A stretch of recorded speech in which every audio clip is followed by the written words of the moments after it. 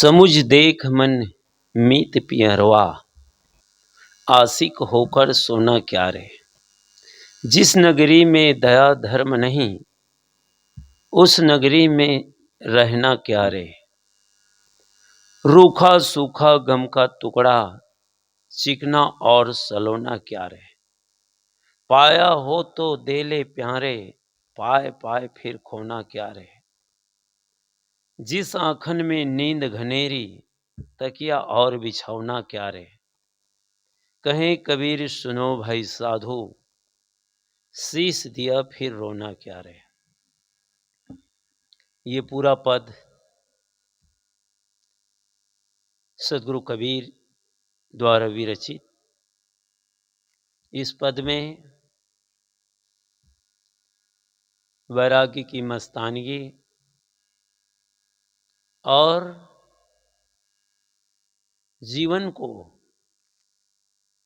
सदगुरु कबीर साहब अपनी जिंदगी को किस मस्तानगी में, किस ढंग से और किस कदर उन्होंने जीवन जिया और जीवन को बिताए हैं, ये पद में वो बातें खुलकर सामने आती। साहब कहते हैं, समुझ देख मन मीत पियरवा। हे प्यारे मन, समझ कर देख, आशिक होकर सोना क्या रे। आशिक का अर्थ होता है प्रेम और मस्त रहने वाला। साहब कहते हैं, आशिक होकर सोना क्या रे। जब तू आत्मलीन का, आत्मचिंतन का आशिक हो गया, उसका दीवाना हो गया और मोक्ष एवं परम शांति का वीर ही है। जब साधक दुनियादारी की फिक्र छोड़कर, चिंता छोड़कर, जब अपने जीवन को एक व्यवस्था देता है, सिस्टम देता है, बाहरी घुड़दौड़ से, बाहरी दुनिया से जब मन को मोड़कर आत्मलिंतन का, आत्मचिंतन का,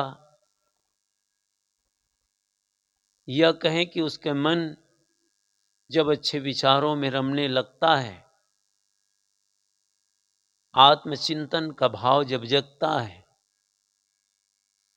विषयों के मार्ग को छोड़कर जब आत्मलीनता की ओर आगे बढ़ता है, तब फिर उसके मन में, दिल और दिमाग में ये दुनियादारी की बातें नहीं सोचती। प्राणी और पदार्थों के मुंह में फिर असावधान नहीं होता। सदगुरु कबीर अपने मन को संबोधित करते हैं, मनमीत पियरवा। ऐ मेरे मन, ऐ मेरे मित्र मन, समुझ देख, समझ कर विचार कर देखो कि इस दुनिया में, इस संसार में रहकर अब तक क्या पाए हो। मन इसी संसार के विषयों में, दुनियादारी में भटकता है। यहां सुख मिल जाए, वहां सुख मिल जाए, और दौड़ता है। जितना मन दौड़ता है, उतने सुख शांति और आगे बढ़ते जाते हैं और पाने की कोशिश होती है, क्योंकि उसकी खोज, उसकी दिशा और दशा ही गलत है।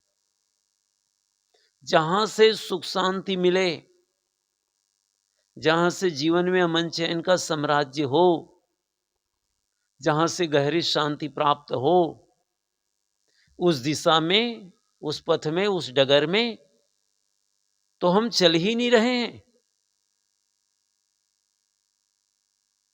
तो सुख और शांति मिले कहां से। इसलिए साहब कहते हैं कि मनमीत, मेरे मित्र मन, समुझ देख, समझो, विचारो, इस अनादिकाल के जगत में, इसी विषयों में, दुनियादारी में, संसारी चीजों में सुख मानते रहे,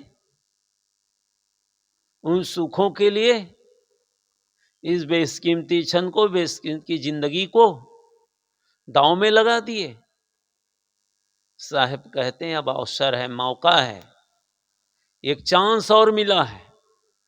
आशिक होकर सोना क्या रे। जब तू आत्मलीनता का आशिक हो गया, उसका दीवाना हो गया, तो फिर इस बाहरी बातों में, बाहरी दुनिया में तुम क्यों उलझ रहे हो? उलझते उलझते तो आए हो। मन अशांत हुआ, मन में वासनाएं जमी, इच्छाएं आई, चाहनाएं आई, पूरा जीवन को झकझोर कर रख देता है। आदमी बेचैन हो जाता है, अशांत हो जाता है। सदगुरु संतों के एक दरबार ही, संतों सदगुरु की शरणागति ही, इसकी अधीनता ही, इनके सानिध्य में जाने से ही मन मंजता है। जीवन भी एक अनगढ़ पत्थर की तरह है। जब सदगुरु संत शिल्पीकार मिल जाते हैं, तब साधक के मन को, तन को सदगुरु उसके अन्य अंश को, बेकार हिस्से को छीलता है, ज्ञान की छीनी और हथौड़ी लेकर।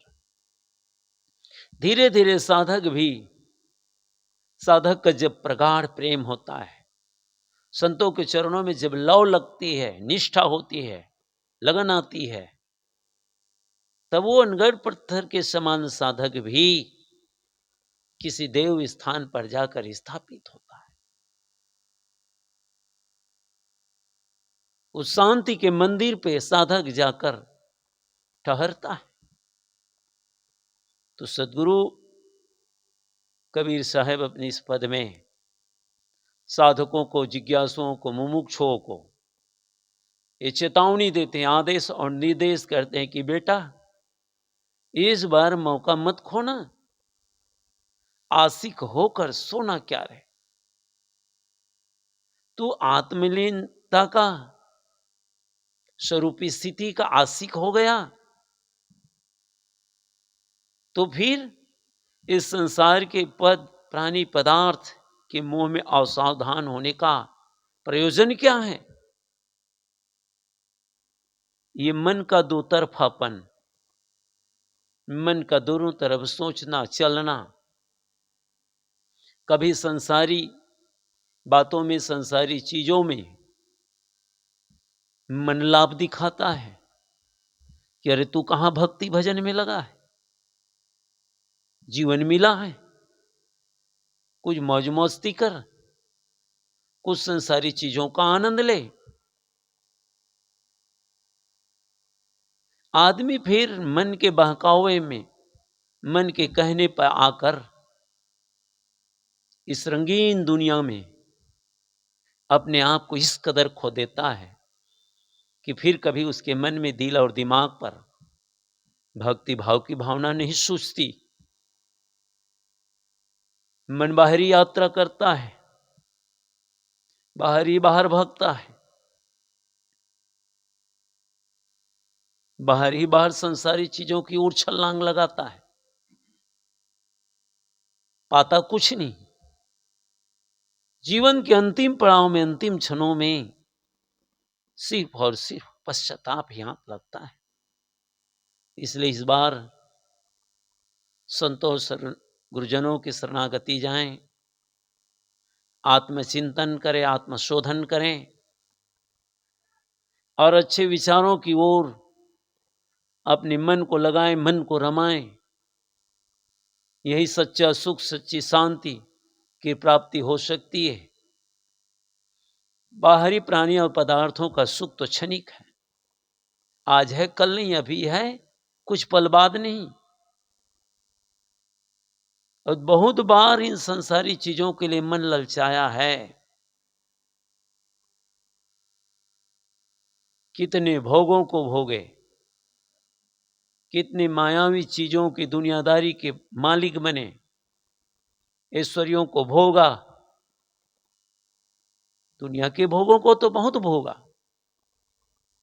लेकिन मन की तृष्णा बढ़ती गई, मन की ज्वाला और धधकती गई, मिला कुछ भी नहीं। साहब कहते हैं, जिस नगरी में दया धर्म नहीं, उस नगरी में रहना क्या रे। साहब कहते हैं, जिस नगर, घर, परिवार, समाज, सत्संग में दया और धर्म नहीं, दूसरे के प्रति मन में हित कामना नहीं, स्वार्थ त्याग और न्याय नीति नहीं, साहब कहते हैं उस नगरी में रहना क्या रहे, वहां क्यों रहा जाए, वहां रहकर क्या लाभ होगा। साहब घुमंतु थे, भारत ही नहीं, भारत से बाहर भी उन्होंने भ्रमण किया। गांव की गलियों कुचियों में सभी जगह घूम घूम कर ज्ञान का अलख लखाएं, ज्ञान का मसाल लेकर सदगुरु कबीर निकल पड़े।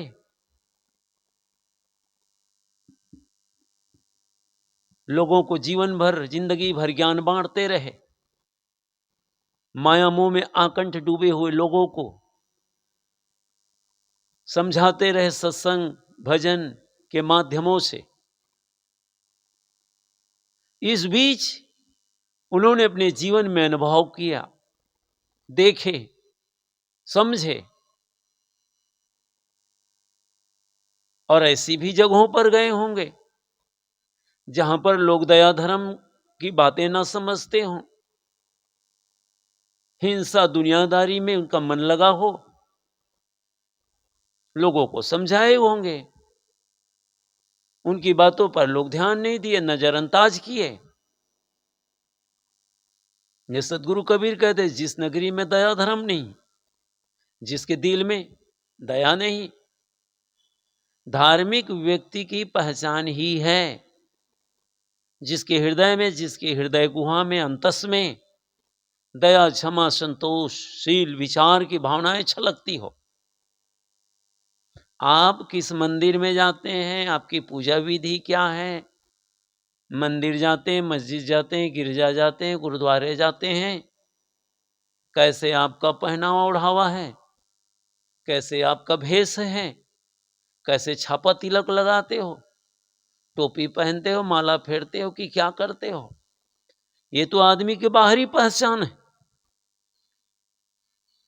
धार्मिक व्यक्ति की पहचान है उसके अंदर दया क्षमा का भाव हो, सुंदर विचार हो, अच्छे विचारों में मनरमता हो, सुव्यवस्थित वाणी हो, जीवन में व्यवस्था हो, सिस्टम हो।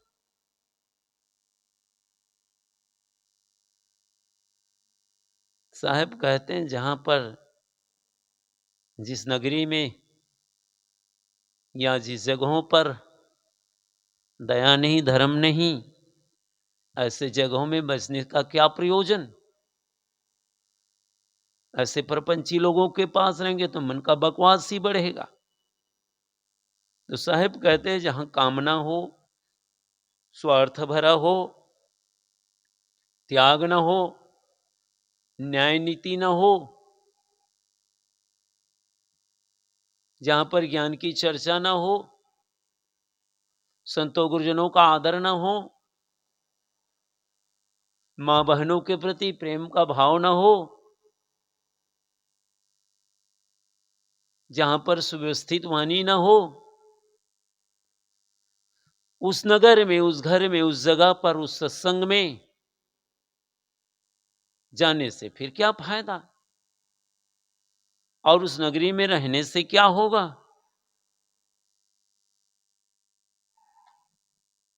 रूखा सूखा गम का टुकड़ा, चिकना और सलोना क्या रहे।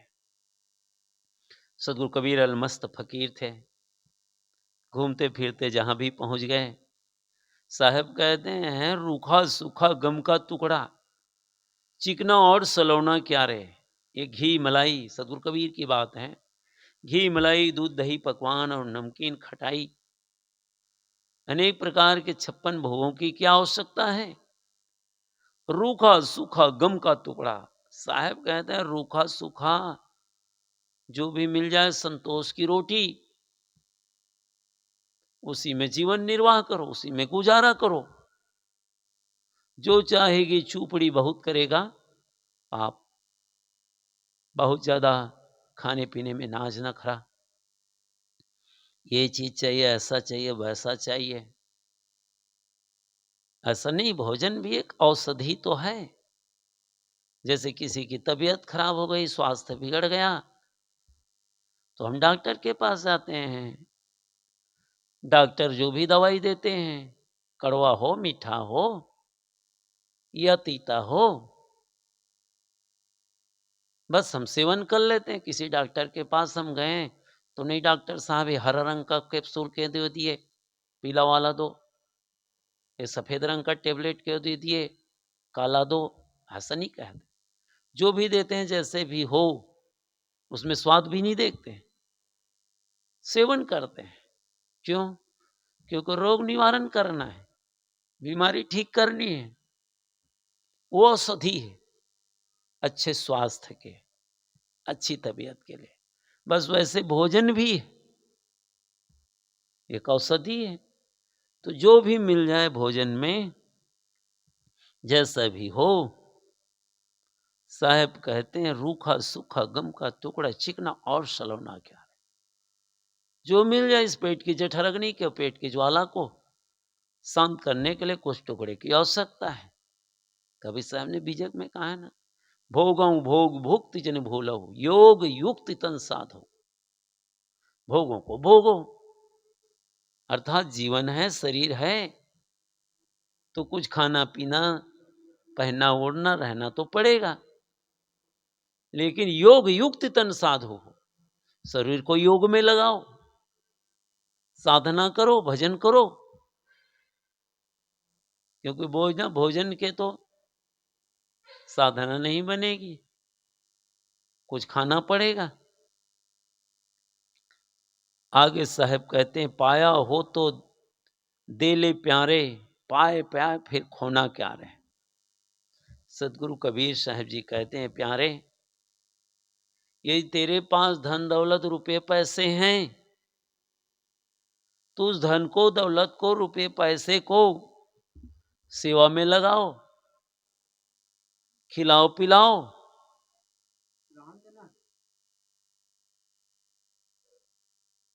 पाए पाए फिर खोना क्या रहे। और उस धन को धरे धरे इकट्ठा किए किए क्या होगा? जो भी रुपये हैं, पैसे हैं, धन दौलत हैं, ये सब चीजें एक दूसरे की सेवा में या सदुपयोग में लगाना ही इसकी सार्थकता है। बैंक बैलेंस पर बैलेंस डाल रहे हैं, डिपॉजिट पर डिपॉजिट हो रहा है, न कहीं दान धर्म, न परमार्थ में, न संतों की सेवा, न दीन दुखियों की सेवा में कहीं उपयोग नहीं हो रहा है। बस जमा पर जमा करते जा रहे हैं। साहब कहते हैं ये अच्छी बात नहीं है।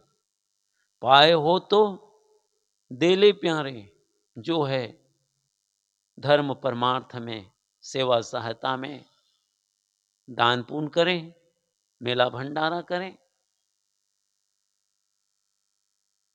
जिन आंखन में नींद घनेरी, तकिया और बिछौना क्या रहे। जब नींद आती है, आंखों पर जब नींद उतर जाती है, नींद लगती है, तब फिर आपका बिछौना कैसे है? बेड में सोया हूं कि पलंग में सोया हूं कि टूटी खाट पर सोया हूं, ये नींद नहीं देखती। बस आदमी जैसे तैसे पांव पसारता है। तकिया और बिछौना क्या रे, तकिया है कि नहीं है, हाथ एक लगा लिए।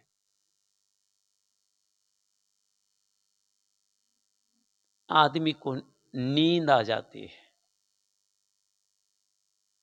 और ये निष्फिक्र व्यक्ति की बात है। निर्भय निष्फिक्र है, जिसका मन शांत है, प्रशांत है, फिर उसको गहरी नींद आती है। कितनी सुविधा में सोया हूं, गद्दा की मोटाई क्या है, डल्लब के गद्दे पर हूं कि गुदड़ी पर हूं।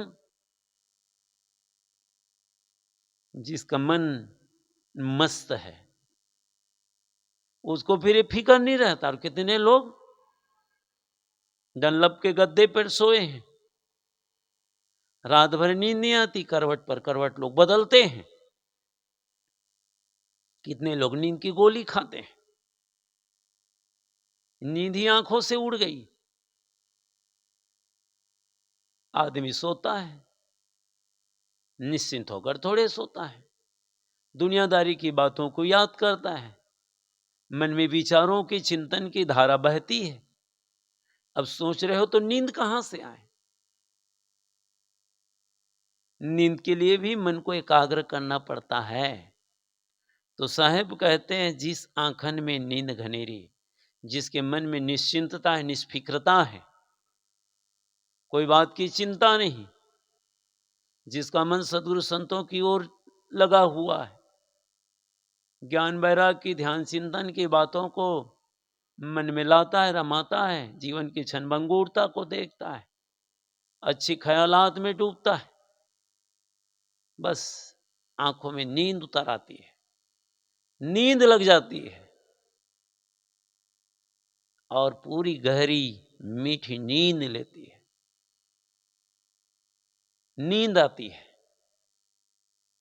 यहां पर सद्गुरु निश्चिंतता, निर्भयता के सुख को दर्शाया है।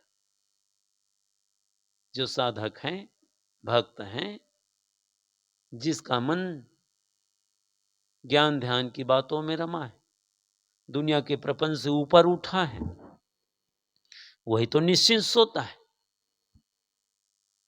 निर्भय भयता गुरु की नगरिया, सुख सोए दास कबीरा। सदगुरु के ज्ञान ही तो जीवन में निर्भयता लाती है, निष्फिक्र होते हैं। निष्फिक्रता, निर्भयता, जैसे जैसे मन ज्ञान में रमते जाता है, ज्ञान की बातों को स्वीकार करता है, निश्चिंत होता है, निष्फिक्र होते हैं, फिर छूटने और पाने का भय नहीं।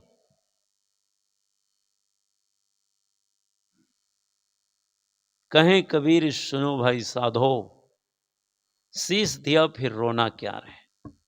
सदगुरु कबीर साहब कहते हैं, संतो सुनो, यदि आत्म शांति के लिए सदगुरु की शरण में समर्पित हो गए तो शीश दिया फिर रोना क्या रहे, फिर पछतावा करने की आवश्यकता क्या है। जिन जिन लोगों ने सदगुरु संतों की शरणागति पाई, उनकी दास्ता स्वीकार किए, उनकी सेवकाई स्वीकार किए, उन्हीं व्यक्ति के हाथ में आत्म शांति का धन लगा, जीवन धन को समझ पाए, जीवन के महत्व को समझ पाए। क्योंकि सद्गुरु संत जो होते हैं, अपनी पूरी जिंदगी त्याग तपस्या में बिताते हैं, आत्मशोधन करते हैं, वो आत्मधन से लबरेज होते हैं, आत्मधन से परिपूर्ण होते हैं। आपने सुना है ना, आत्म ज्ञान बिना नर भटके, कोई मथुरा कोई पानी में मीन प्यासी, मोहि सुन सुन आवत हासी। इतना सुंदर मनुष्य शरीर मिला, आदमी बाहर ही बाहर भटकता है। तो साहब कहते हैं, शीश दिया फिर रोना क्या रहे। जब सदगुरु संतों के आधीनस्थ स्वीकार के लिए, फिर रोने से और पछताने से कुछ नहीं होगा। मन निश्चिंत हो, निर्भय हो।